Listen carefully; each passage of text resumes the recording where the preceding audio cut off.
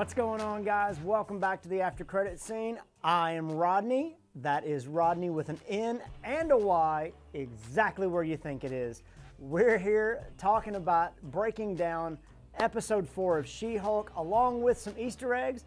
If you're interested in those and you don't care about the breakdown, check the description below and hit the jump link so you can look at the Easter eggs. Otherwise, please like and subscribe to the channel, hit the notification bell so when we drop new content, you'll be the first one to know about it, and then share this sucker all across the multiverse. This episode, even though it was a little lackluster, was still a lot of fun. Right from the get-go, the breaking the fourth wall, talking about Wong and involving him in the episode was a lot of fun. And if you have checked Twitter at all in the last couple of days, you will know that Jen Walters' comment about Wong being Twitter armor is definitely true. All that Twitter is talking about at the time of filming right now is Wong and Madison, which was excellent and a whole lot of fun to watch. I'm sure there's going to be some trolls out there somewhere, and I can already imagine what kind of things they're saying in regard to portrayals of women and portrayals of men in dating relationships, blah, blah, blah, blah, blah, blah. But let's just kind of break down some few key moments in the episode. Obviously, the character of Donnie Wong, the conversation and the conflict between Donnie and Wong is the focus of this episode, where Donnie Blaze is a magician that is using the mystic arts haphazardly. Supposedly, you get some backstory there a little bit that he came to Kamar-Taj, tried to be trained. He was misusing it and not using it for the right purposes. He ended up getting kicked out, but not before stealing a sling ring, and he's using it in his own magic show.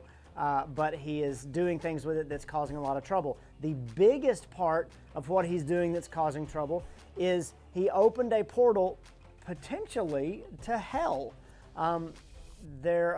Madison, the girl that he sends through the portal, comes back and is talking about demons and making a pact with a goat-looking person by giving drops of her blood, which is going to send the Twitter sphere and the Marvel fandom into a frenzy, talking about Mephisto and whether or not Mephisto's coming.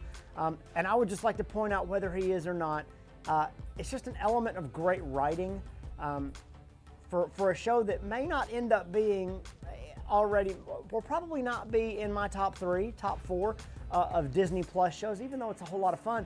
But writing-wise, these little standalone episodes can be one and dones, and you can kind of laugh at it and never have to think about it again. And it provides some mythos and some backstory for different characters in the MCU, or it could be a jumping off point for characters that pop up later. We'll talk about that a little more at the end here, but with regard to the conflict between Wong and Donnie Blaze, Wong enlists the help of Jen to be his lawyer, to make an example of Donnie to the rest of the magical community, that the mystic arts are not something to be messed with, which is probably an okay route to go, considering the alternative is what Wong wants to do, which is just send him to the mirror dimension or send him to some other place and just be done with him. And Jen says we have to do things by the book, and that's where you get a clever little reference to Wong just being completely oblivious, as he is in other movies, so it's not totally out of character for him, when he mentions the Book of Ashanti. And Jen has to say, no, the Book of American Law.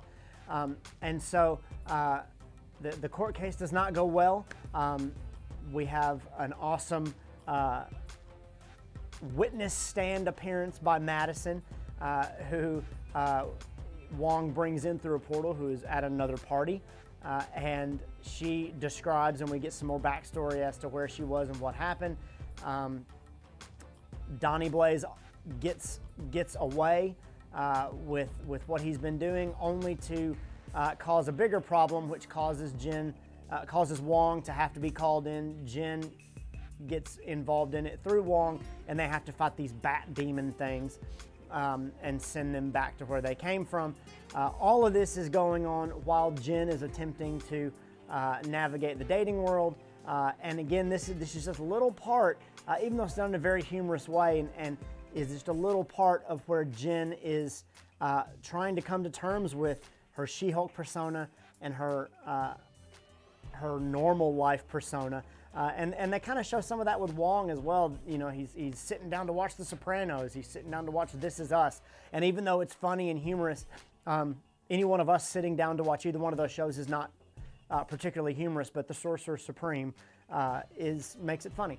So watching them in their normal lives was humorous, but having this interaction where Jen is trying to come to terms with who is she, you know, this person or that person, and navigating those two worlds, and you can kind of hear Bruce's words coming back to haunt her a little bit, that this is who you are now, and having to figure that out the same way that Bruce did, but with some different beats to it. So you get a smattering of dates that Jen goes on, where there's people that are only interested in her power, that don't see her as human, that aren't interested in her, and then you have an interaction with this guy that she ends up having a really great connection with, only to find out that he was only interested in the She-Hulk version of her, and is put off when he sees her back in human form. And so having to deal with those things, having to figure those things out, again, is a running theme through the show.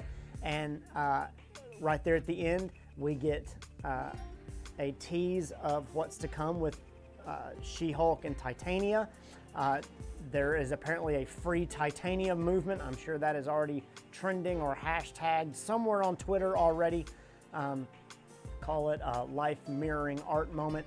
But this suit that Jen is presented with, where Titania has trademarked the name She-Hulk, presumably in an attempt to, I would say, in an attempt to steal the limelight from She-Hulk, to get some of that back, to put herself in the same room there.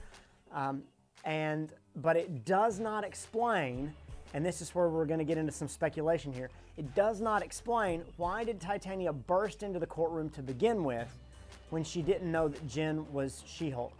I think anything having to do with Titania and She-Hulk right now is either revenge because Titania feels showed up by She-Hulk, or Jen thwarted Titania's plans. It may come back around to that particular case. However, why was Titania bursting into that courtroom? What was going on there? What was her original motive? Maybe the plot point, the depth, the thread that we're looking for there, that connects everything that's happened so far to the rest of the series and brings in some more serious stakes. Maybe whoever Titania is working for, that's probably going to bring in the Wrecking Crew people again, as to, you know, did Titania hire the Wrecking Crew people? And if so, who hired Titania? There's some other things going on there that haven't been addressed that I think are coming, and it will probably involve bringing Wong or obviously Daredevil in at some point. I would imagine, I would hope, as a Daredevil fan, that Jen is unable to represent herself in this lawsuit against Titania, and she has to have somebody else represent her that would not be a conflict of interest, and she has to get Matt Murdock. It would certainly work out as a plot point. It would work out as storytelling, but she works in a law firm full of lawyers, so somebody at the law firm could represent her, and you wouldn't have to bring him in just yet. Who knows? But I'm looking forward to that as well. There's still a whole lot of questions to be answered there. But like I said, the episode could have stood alone in that regard, but it also had a lot of moments that were just a lot of fun on their own and could lead to other things in the future. So we'll just have to kind of keep an eye on it. Obviously, there's probably some people going nuts about Mephisto. I can already see the Leonardo DiCaprio memes popping up now with people thinking that they have pinpointed something, and people on TikTok saying, "Oh, I called Mephisto way back when." But we'll just have to see. I personally think it's just a standalone episode, and it was vague enough that they could do anything with it they wanted to. I would imagine they might be teasing and testing out different realms to see how they play.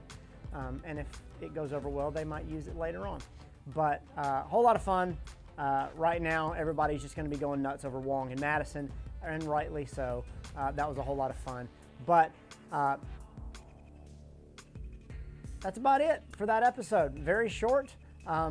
And even though it was short, it wrapped up well. It led into the next episode, and I'm still thoroughly enjoying it. It's a whole lot of fun. Curious what you guys think about the episode. If I missed anything there, let me know in the comments. But let's move on to some of the Easter eggs. Again, a majority of the Easter eggs popped up in computer animations, shots of computer screens. The QR code can be found on the login screen of Jen's Matcher profile. I was not able to scan that one because I couldn't get a clear enough picture of it. However, I am fairly certain that it takes you to another Marvel comic book, a digital comic book on Marvel's website. And if any of you guys were able to scan that, let me know which one it led to, because I'm sure there are some other eggs there that are probably some panels from series, pieces like this, characters that are involved in this episode. That'll remain to be seen. The rest of those Easter eggs, at least the interesting ones to me, can be found on Jen's to-do list. Everything from finalizing the Blonsky injunction to preparing language for Blonsky's inhibitor, calling the parole officer. I'm going to blow through a lot of these. I've got a bunch of them on a screen here in front of me. One of my favorite ones was Jen needs to order highlighters, and she has in parentheses purple and green highlighters. She needs to edit her to-do list, which she has given herself 2 hours to do. She's going to meet Nikki in the bathroom. She has to interview for summer associates. That may pop up somewhere. You may get some interviews with summer associates, and that may be some cameos. She has to finish up some stuff with the Runa case. She has to draft cease and desist letters for the Pete Runa case. She has to send the deposition from that to the managing clerk. And then there were all sorts of other things that were just little fun Easter eggs, little fun things going on in Jen's personal life. She has to buy and read How to Make Friends and Influence People. She has to sign up for a Big and Tall membership. She has to enter her expenses, follow up with Blonsky's soulmates. She's thinking about giving her mom a Pie of the Month Club subscription for her birthday. She's meeting with someone named Mallory. She's color coding her sticky notes. She wants to order those new Cheetos that she saw. Order more chopsticks. That's a throwback to episode 1 where she's eating Cheetos with chopsticks, which is also a meta reference to a picture of Oscar Isaac eating Cheetos with chopsticks that made the rounds on Twitter a while back. She also has a coffee date with Pug and Nikki. She has to get direct contact info for Wong. And then there's some other stuff down there that are some name drops that I have not researched, but I am assuming are different writers or set designers or different people like that from the show. A discovery request for Kraft versus Soule or Sewell, a deposition for Lee versus Byrne, and a Janssen class action lawsuit. You get the name at the bottom of that. When she's pulling up her to-do list, you get the name at the bottom of her computer of the partners in GLK and H, and it is the names of the different writers for the writers and artists for the She-Hulk show, so or the comic book, pardon me. So a lot of different eggs and a lot of different things in there. I am sure some of the posters on the wall in Donnie Blaze's performing hall, some of the things on the wall in Jen's apartment, some of the things on the wall in Cornelius P. Willow's office whenever Wong and Jen are meeting with Donnie Blaze. I'm sure there are some things there that I just wasn't quick enough or research savvy enough to figure out, but I'm sure there's somebody out there that can find those. Again, some of these Easter eggs are little threads that I have talked about in our prediction videos that are kind of letting you know where the episode is going, where the show is going. We're gonna get some more interaction with Abomination, and it's probably gonna have to do with some of the things regarding his inhibitor, with how can he transform, can he not, with his soulmates, with some of these different things going on. There's those little threads there that may pop up again and may have something to do with a show or a movie or something moving forward. And so I wouldn't dismiss all of them, even though a lot of them are just funny throwbacks and interesting little nods. So tell us what you guys thought. Again, I'm still enjoying the show. I like the little standalone episodes, but I think when we start getting into some plot and a little deeper thread there, there's going to be something that connects this even deeper to some things that are coming. We're going to get the introduction of Daredevil at some point, which means our prediction video next week is going to be Daredevil Watch Week 3. And when he pops up, I'm going to lose my ever-loving mind. So everybody be prepared for that. Tell us what you guys found. Did you see something that we didn't see, or did we see something that you didn't see? Tell us in the comments. Please like and subscribe. We're on our way to 200 subscribers, and we need your help to do it. Share this thing all across the multiverse, and check out some of our other content. We got tons of things you can sink your teeth into, and when the next one drops, guys, we'll catch you right back here. Later.